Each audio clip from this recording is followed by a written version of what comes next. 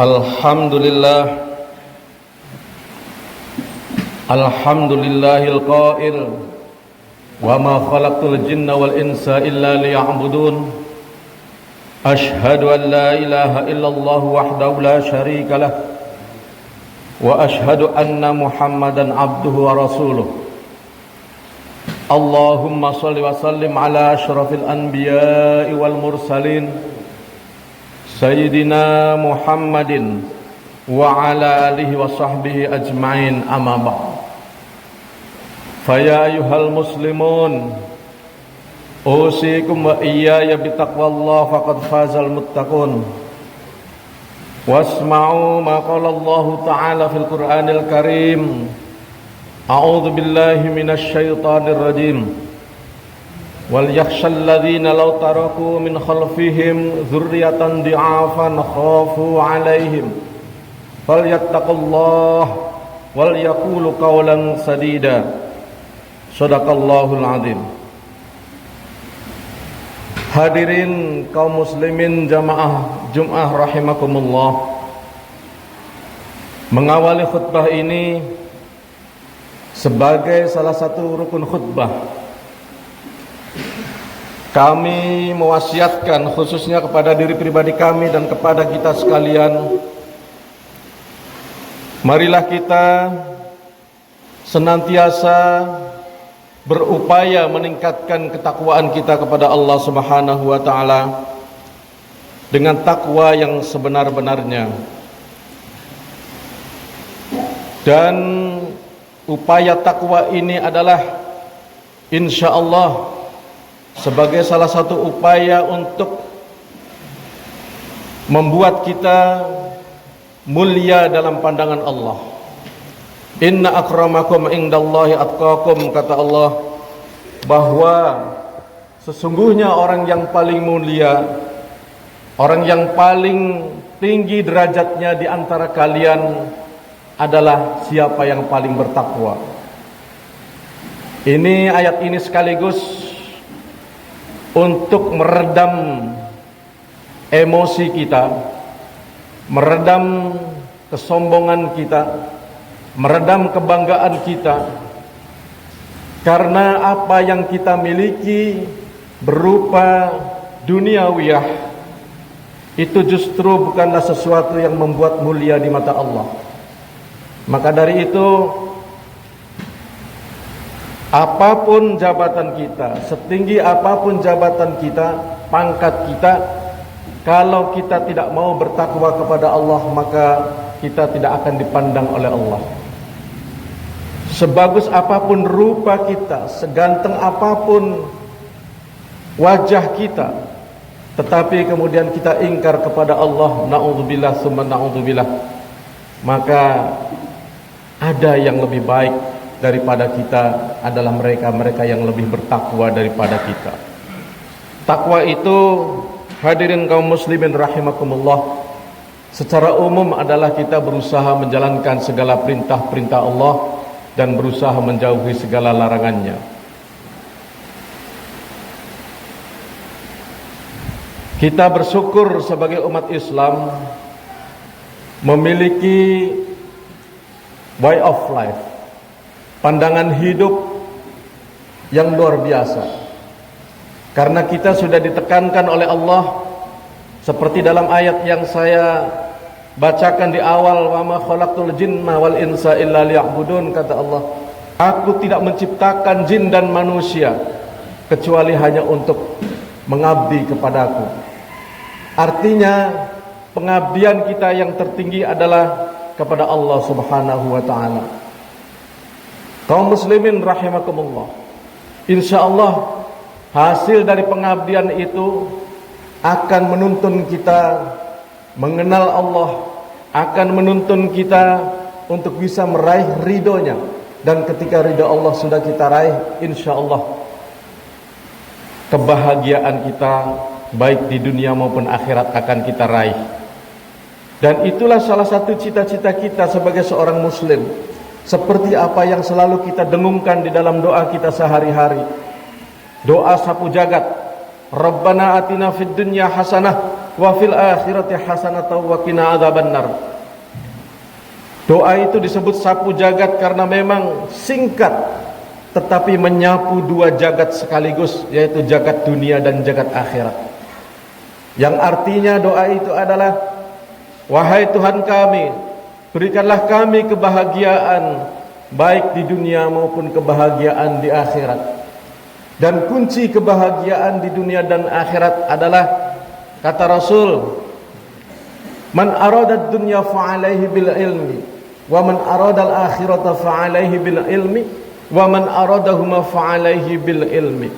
Barang siapa mengharapkan sukses dunianya, maka raihlah duniamu itu dengan ilmu. Barang siapa yang ingin sukses akhiratnya, maka raihlah akhiratmu, kebahagiaan akhiratmu dengan ilmu. Dan barang siapa yang ingin sukses kedua-duanya, maka raihlah juga dengan ilmu. Itulah sebabnya ilmu pengetahuan sangatlah penting buat kita semua.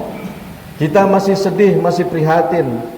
Kenapa? Karena indeks pembangunan manusia Indonesia saat ini masih rendah. Sehingga kita dianggap susah sekali untuk menjadi negara maju. Kenapa? Karena salah satu faktornya adalah tingkat pendidikan yang masih rendah. Rata-rata pendidikan orang Indonesia ini hanya sekitar 8-9 tahun bersekolah rata-ratanya. Walaupun sudah banyak doktor, banyak profesor, tetapi ketika dirata-ratakan itu baru sekitar itu mereka menuntut ilmu. Kemudian kita juga tahu duribat alaihimul dhillah itu aina masukifu illa bihablim minallah dan hablim minan nas wa hablim minan nas. Bahwa sesuatu yang membuat kita rendah adalah ketika kita melupakan Allah dan melupakan hubungan sesama manusia. Hablum minallah kita rendah, hablum minan nas kita juga lemah. Itulah sebabnya salah satu kunci untuk bahagia adalah mari kita perbaiki hablum minallah dan hablum minan nas. Saya yakin kalau hablum minallah kita tahu bagaimana kita mendekatkan diri kepada Allah dengan memperbanyak ibadah, memperbaiki sholat kita. Yang baru belajar sholat, tingkatkan sholatnya. Yang sudah meningkat sholatnya, perbaiki terus sampai khusyuk. Niatnya juga diluruskan. Karena walaupun sholat, na'udzubillah, walaupun kita sholat, fawailul lil musallin alladzina hum an sholatihim sahun, masih bisa terjerembab pada kecelakaan, kata Allah. Orang-orang yang sholat itu bisa celaka apabila kita lalai terhadap sholat kita. Ya, lalainya salah satunya adalah kita sholat tetapi kita juga di luar sholat kita lalai kalau kita ini adalah orang yang sholat, sehingga kita sembarangan saja melakukan perbuatan yang dilarang Allah. Nah, juga yang juga penting adalah bagaimana hubungan kita hablum minan nas dengan sesama manusia. Memperbaiki kondisi kemanusiaan. Kita sedih saat ini Israel masih membantai Palestina, dan itu merupakan salah satu faktor yang menjatuhkan hablum minan nas di antara umat manusia di dunia ini. Untuk itu melalui khutbah ini kami menyarankan hadirin semua untuk selalu mendoakan Palestina. Walaupun kadang-kadang diumumkan katanya Palestina merdeka, tetapi masih terus dibantai, masih terus dihabisi, genosida. Maka jangan sungkan-sungkan para imam masjid juga selalu baca kunut nazilah supaya berjamaah doanya. Di dalam sholat-sholat kita, di dalam doa-doa kita juga ingat kepada saudara-saudara kita di Palestina. Kemudian juga ada hal yang berupa perbaikan masalah kemanusiaan. Ini juga menimpa bangsa kita. Karena generasi kita saat ini sedang terancam. Kita alhamdulillah baru-baru bersyukur karena virus corona sudah selesai. Tetapi ada satu hal yang saat ini sedang mencemaskan bangsa Indonesia, yaitu dengan banyaknya tumbuh generasi-generasi stunting. Mungkin di antara saudara-saudara Masih baru ada yang baru mendengar istilah itu. Tulisannya stunting, dibacanya stunting, di mana generasi-generasi kita, anak-anak kita, cucu kita, akibat kekurangan gizi secara kronis. Kurang gizinya itu kronis, sangat panjang. Karena selama di dalam kandungan ibu sampai usia 2 tahun kurang diperhatikan sama orang tuanya. Makanannya sembarang. Makanan-makanan yang bergizi kurang masuk ke dalam para ibu hamil, yang di dalamnya ibu hamil kan ada janin calon generasi anak-anak kita. Begitu juga setelah lahir sampai usia 2 tahun. Ini merupakan usia emas. 9 bulan di dalam kandungan ditambah 2 tahun, itu adalah usia emas. Usia masa pertumbuhan yang sangat luar biasa. Di situ janin membutuhkan asupan gizi yang cukup. Itulah sebabnya kami berkolaborasi lintas sektor baik pemerintah maupun swasta untuk bahu-membahu untuk mengurangi angka stunting di Indonesia. Karena angka stunting di Indonesia ini masih di atas angka 20%. Itu dicap oleh PBB, dicap oleh negara-negara lain sebagai negara dengan status gizi buruk. Padahal kita ini negara yang sangat dikenal subur, makmur, loh jinawi. Tetapi masih ada kejadian-kejadian seperti ini. Ini ternyata setelah disurvei, di antara penyebabnya adalah karena kelalaian kita sebagai orang tua. Lupa kalau di dalam kandungan istri kita yang sedang hamil itu membutuhkan makanan-makanan yang bagus. Ya. Kalau kita nelayan, tolong kalau dapat ikan-ikan yang bagus, jangan semuanya dijual. Sisakan juga untuk istri kita yang sedang hamil. Sisakan juga untuk anak-anak kita, lebih-lebih kalau anak kita masih balita, bawah 5 tahun. Jangan dijual semuanya, mohon maaf. Di tempat lain kadang-kadang dijual semua, tetapi kemudian untuk di rumah hanya dibelikan mie instan. Nah, ini sangat berbahaya ketika tiap hari anak-anak kita, istri-istri kita mengkonsumsi mie instan. Hadirin jamaah Jumat rahimakumullah, itulah sebabnya mari kita perhatikan bersama. Adik-adik yang sudah menginjak waktunya untuk menikah, periksa baik-baik. Karena menikah itu bukan, mohon maaf, bukan hanya bercumbu antara suami dan istri, tetapi buah dari pernikahan yang tidak kalah pentingnya adalah ingin menghasilkan anak, fungsi reproduksi. Dan kita tentu tidak ingin punya anak yang lemah. Sebagaimana ayat yang saya sampaikan tadi, wal yakhshal ladzina law taraku min khalfihim dzurriyyatan dhi'afan khafu 'alaihim. Allah menganjurkan kita untuk takut apabila kita melahirkan generasi-generasi yang lemah. Jangan sampai kita punya anak-anak lemah, cucu kita lemah. Apa yang lemahnya di situ itu apa? Ini memang sebagian besar ahli tafsir di sini ada yang menafsirkan lemah ekonomi. Tetapi ada juga sebagian ahli tafsir lain lemah semuanya. Baik lemah fisik, lemah mental, lemah spiritual, juga lemah ekonominya.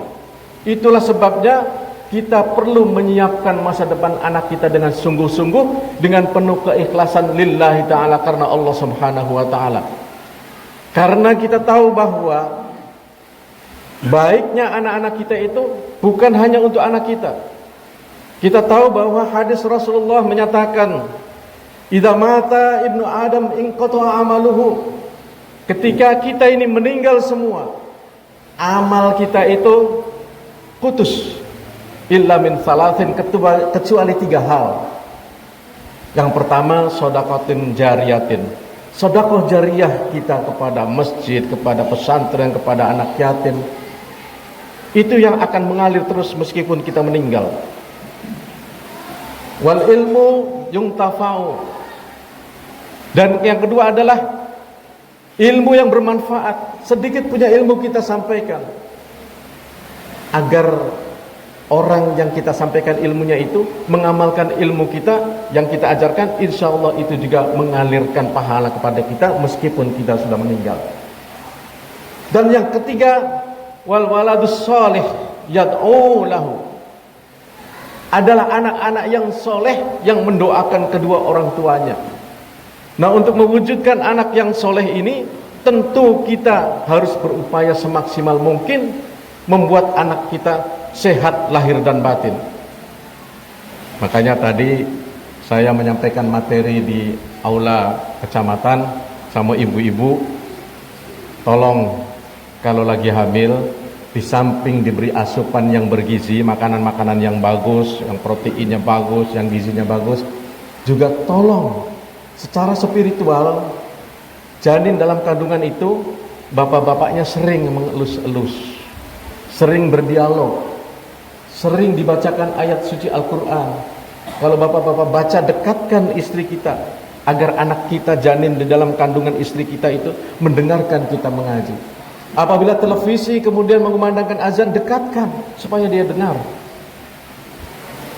Nah, ini luar biasa, banyak kejadian-kejadian ajaib, ya.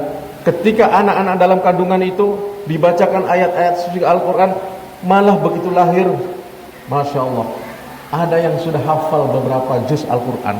Begitu lahir dalam waktu bisa bicara, dia hafal Quran. Itu ada keajaiban-keajaiban, kita yakin itu. Nah, walaupun tidak seperti itu, insya Allah ketika dia sudah terbiasa dengan mendengarkan kebaikan, mendengarkan firman-firman Allah, insya Allah berikutnya kita berharap dalam hidupnya dia akan dituntun oleh firman-firman Allah. Karena Al-Quran ini adalah imam kita. Hadirin kaum muslimin rahimakumullah. Jadi kesimpulannya adalah, mari kita bersungguh-sungguh untuk menyiapkan generasi anak-anak kita, ya. Jangan sampai kita menyesal nanti ketika anak-anak kita besar kemudian punya masalah. Bukan hanya merepotkan kita, tetapi juga bisa berurusan dengan masalah tanggung jawab kita kepada Allah Subhanahu wa taala. Karena anak-anak adalah amanah, titipan dari Allah, perlu kita jaga, perlu kita perhatikan dengan sebaik-baiknya. Demikian khutbah yang dapat kami sampaikan, mudah-mudahan dapat dipahami, dan mudah-mudahan kita semua berdoa agar anak-anak cucu kita yang lahir dari Sampolawa ini, dari Buton Selatan ini, insya Allah semuanya adalah generasi-generasi yang baik, insya Allah semuanya adalah generasi-generasi yang soleh dan solehah, sehingga nanti pada saatnya Indonesia Emas 2045, Indonesia akan menjadi luar biasa karena didikan-didikan kita. Barakallahu li wa lakum fil Qur'anil azim wa nafa'ani wa iyyakum bima fihi minal ayati wa dzikril hakim wa taqabbal minni wa minkum tilawatahu innahu huwas samiul basir.